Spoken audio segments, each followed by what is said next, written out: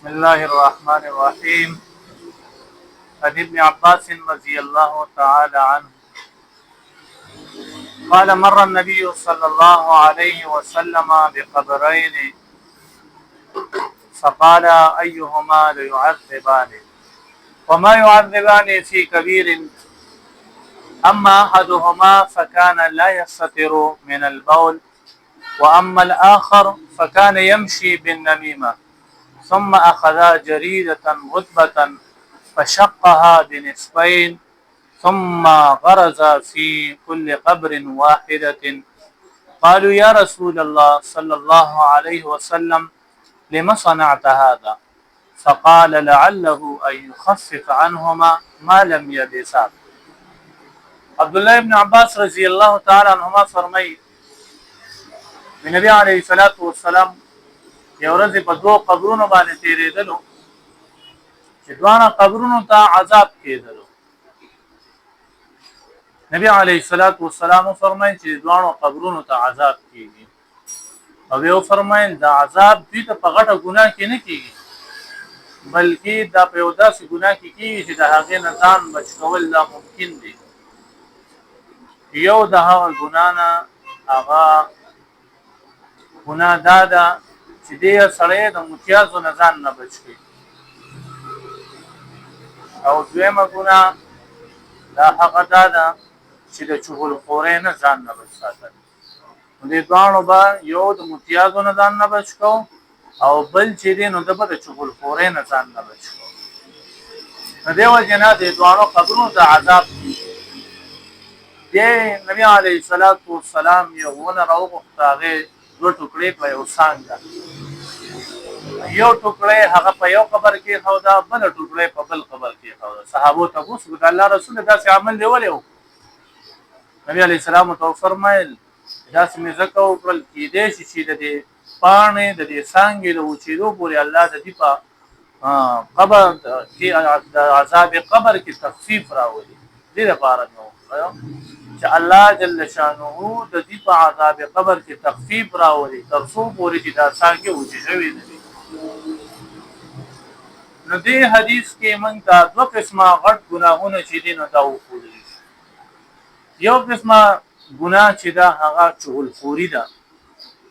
چغلخوري د یو نه بل ته او د بل نه بل ته خبرې راوړلو ته وایي.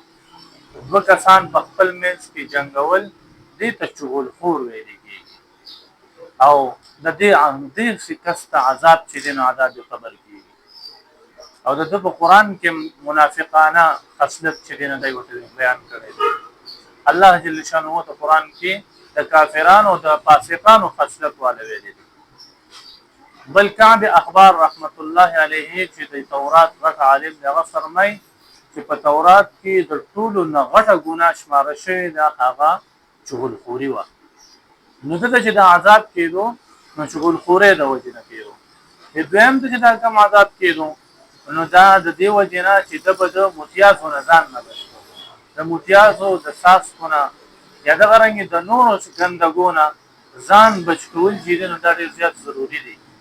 او زمونږ نن سبا عام معاشره کې نن سبا خلک داسې جوړ شوی دی چې دوی اودس ماتې وکړي او د اودس ماتې نه بعد دوی اودس نه وچوي نو په هغې سره د ده کپړې هم نجسې شي هغې سره د دې بدن چې دی نو دا هم نجس کېږي. حالانکه نبي علیه السلام فرمایي استنزهوا من البول فانه عامة عذاب القبر منه. ځکه چې عام عذاب قبر دا د متیازو نه سړي ته راځي نو د متیازو نه ځان بچ کول چې دی نو دا ډېر زیات ضروري دي.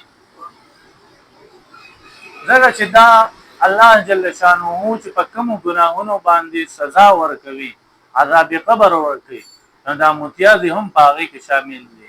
ګندګي چې ده نو دا هم په هغې کې شامله ده.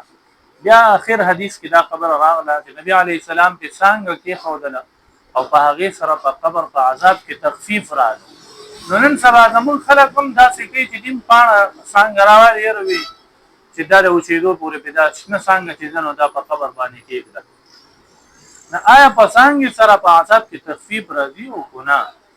نو نه نبي علیه الصلاۃ والسلام چې دا کوم عمل کړی دی اصل کې نبی علیه السلام دعا وغوښتله ویې فرمایل الله د دې ته د عذاب قبر کې تخفیف راولي دا عذاب ورته کم کړي الله جل جلاله توحي وکړه چې دا څنګه پکې د دې سره په عذاب کې تخفیف راشي.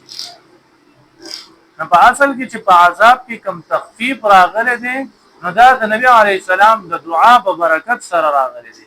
او دا مسلم شریف کې روایت دی جابر بن عبد الله رضی الله عنه فرمایي چې نبی علیه السلام ما ته فرمایل چې لار شو د هغه څنګه نه څنګه کټکا او دوی سي کې یو په یو خبر کې او بل په بل خبر کې چې ما دا څه عمل وکړو بیا راغلم نبی اسلام ته نو فرمایل چې تاسو ولې داسې وکړو حکم وکړو نبی راته یو فرمایل چې ما د الله نه سوال وکړو چې الله دې په عذاب قبر کې تخفیف راولي نه الله زما دعا قبول کړو دا طریقې راته په دې چې ترڅو پوری څنګه نه و چې شوی نو دې ته په عذاب قبر کې چې دینو تخفیف براشي.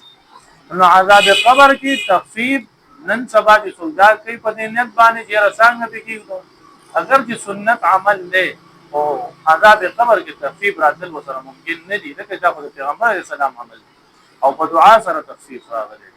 نو موږ د فاره دا حدیث دا درس پدې کې موږ ته څه فائدہ ده نو موږ د پدې کې پکار دي چې کم دوه خصلتونو نه چې باغې سره عذاب قبر میلاوي هغه دالي چې موږ د چغل خورینا ځانو ساتو چې دا منافقانه او کافرانه عمل دی او دویم دالي چې موږ کوم امتیاز کوو دا څه کې کوو چې موږ ته د هغې دارې نه کېږي بیا چې موږ کله امتیاز وکړو چې موږ خپل ځان د خپل استنجا په صحیح طریقې سره وکړو هسې نه چې سبا موږ استنجا په داسې طریقه کړې وي چې زموږ هم د عذاب قبر سبب وګرځي.